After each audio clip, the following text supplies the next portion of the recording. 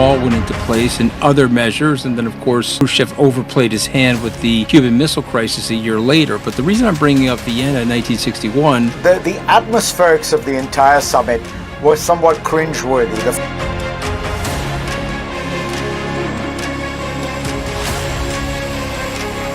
Welcome, this is GVS Deep Dive. I'm Najma Minhas.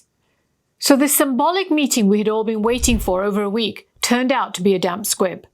Despite all the pageantry, the symbolic gestures, and Trump's hope for a breakthrough, the Alaska summit ended without concrete agreements on ceasefire, sanctions, or territorial issues.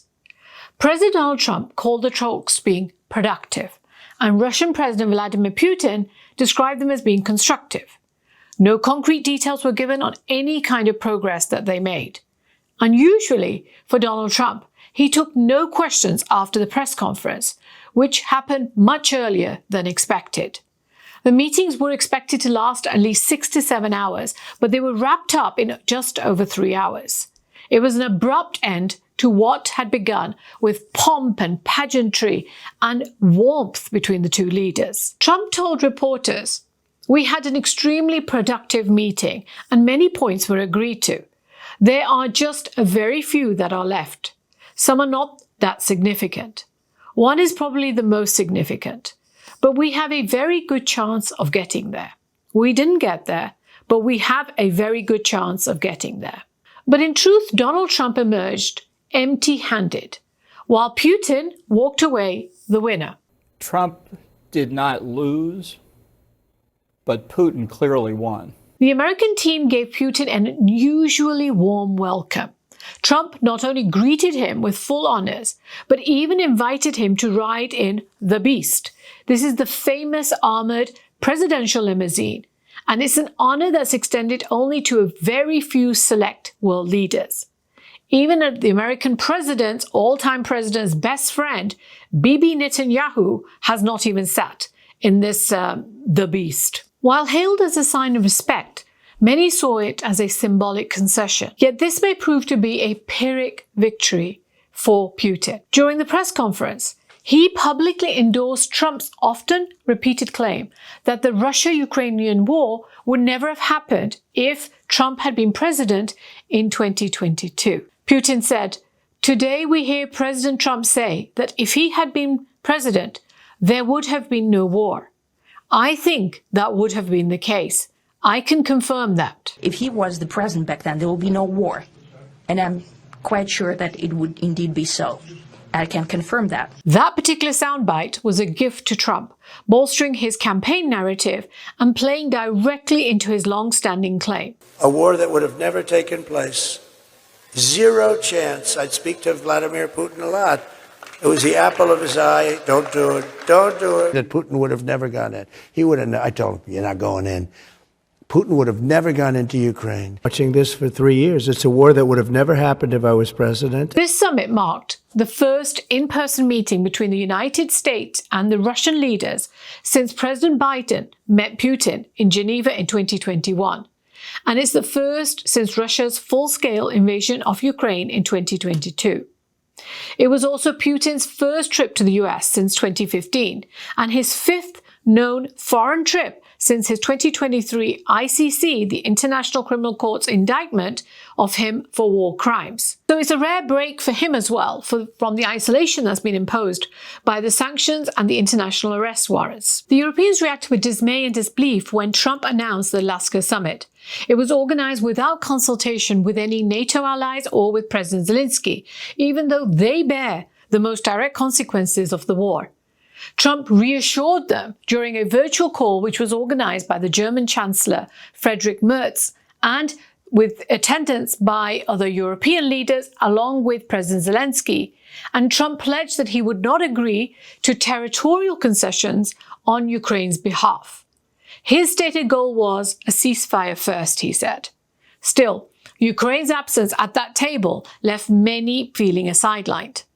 Ukrainian lawmakers condemned the summit as exactly what Putin wanted: legitimacy and time. Alexander Meryzko, the chair of the Ukraine's Foreign Affairs Committee, said that Putin had already won the informational war by standing alongside Trump. The Europeans, like the anti-Russia hawks in his own team, remember that during his first administration in July 2018 in Helsinki, Donald Trump and Vladimir Putin secluded themselves for hours at end with no advisors in attendance. And at a joint press conference afterwards, Trump stunned United States officials and allies by saying that he believed Putin over America's own intelligence agencies on whether Russia had interfered in the 2016 election. Trump said that Putin was extremely strong and powerful in his denial. I have asked President Putin, he just said, it's not Russia, Trump said. And he went on to say at the time, I will say this, I don't see any reason why it would be. Now afterwards there was a huge backlash, so he later walked back his remarks, saying that what he meant to say was, I don't see any reason why it wouldn't be Russia that had interfered in the 2016 US elections. Now, even during his press conference this time round in Alaska, he talked about the Russian hoax, and Putin looked on and he nodded in agreement. However, for Trump, this summit did not give him the outcome that he had envisaged. He had boarded Air Force One, declaring something's going to come of it, and he's repeatedly said he would walk away if talks failed. He had openly hoped to secure a ceasefire, a step that he sees as his ticket to the Nobel Peace Prize, a goal that he's chased across multiple regions over a decade now. Now, check out my vlog earlier. I did do on his attempts to get this Nobel Prize. I will put a link in the description below, so do check it out. Now, Trump has long argued that personal rapport between leaders is a key to breakthroughs.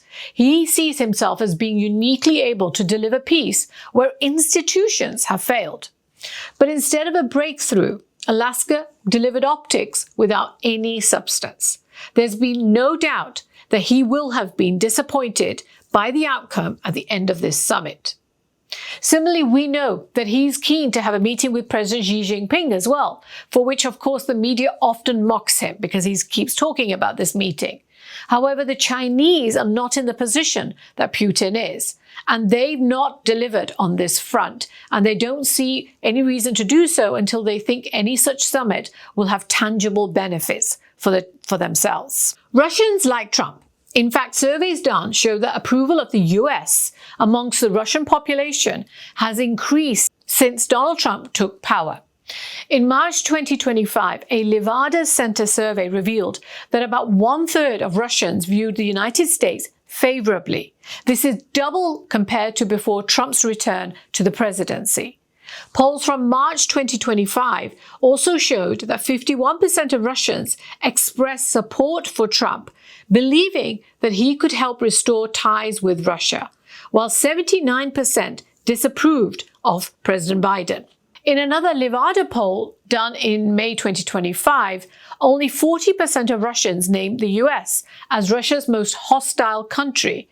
This is down dramatically from 76% in 2024, and it marks the biggest shift in over a decade. By comparison, a much higher proportion of Russians held a negative view of the EU, which they held at 64%.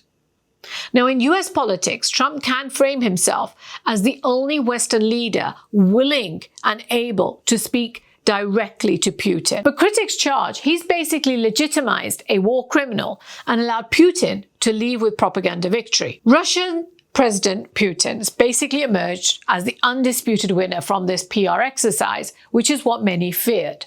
Optics matter.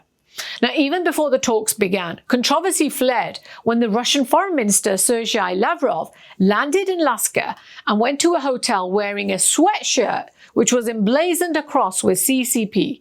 Now, this is the Soviet Union, the USSR, in its Cyrillic abbreviation.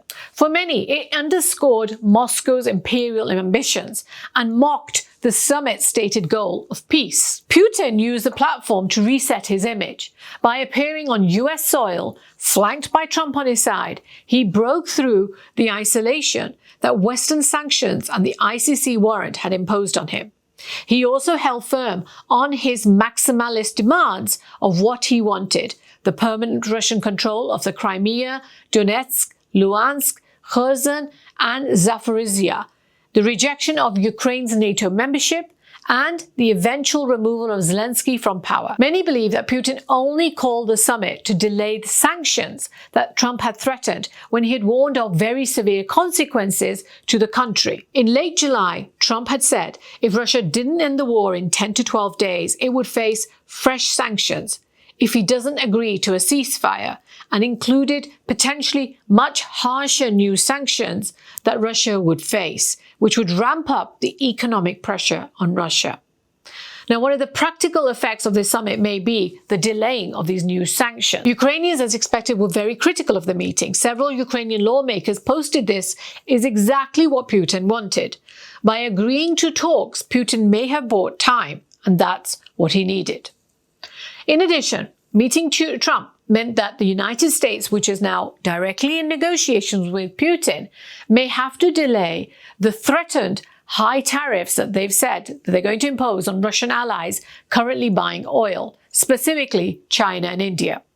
Donald Trump has said that additional 25% would go on place on India in August the 21st if they didn't stop buying Russian oil. Today's talks gave Vladimir Putin a chance to pitch his own conditions for peace, and chief among them was for Ukraine to hand over those swathes of territory that he's long coveted, the south and the east of Ukraine, which his army have failed to fully occupy.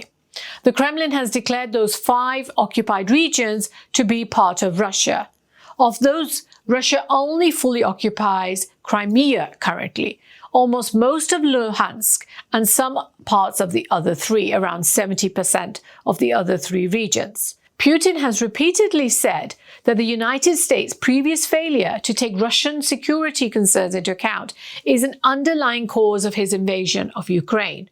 And he emphasized that today's talks were a starting point, saying that we're convinced that in order to make the settlement lasting and long-term, we need to eliminate all of the primary causes of the conflict. Now, along with keeping the Russian-leaning regions, it's clear that his stance on Ukraine being in NATO, NATO being close to Russia, are non-negotiable.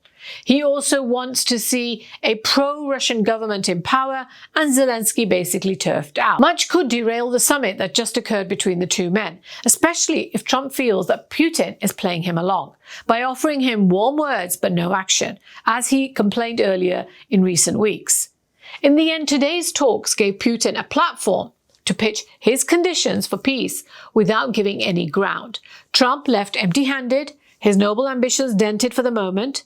Western media are poised to criticize him for welcoming Putin to US Seoul without extracting any concession, while allies will fret that he's reopened the door to legitimizing Russia's land grabs. The press conference's awkward finale captured the tone. When Trump suggested that they would meet again, Putin replied in English, "Next time in Moscow." Trump, without missing a beat, answered, "Ooh, that's an interesting one. I'll get a little heat on that one, but I can see it possibly happening." Later on Fox News, Trump rated the summit as a 10. I'm not sure whether it was 10 out of 10 that he meant there, or 10 out of 20, or 10 out of 100. But beneath the theatrics, the Alaska summit may be remembered less as a breakthrough than as another anticlimactic encounter, a diplomatic stage where Putin reclaimed his visibility and legitimacy as a world leader, and Trump walked away with little to show. Share with me your thoughts on the summit. Thank you for giving me your time, and have a great day.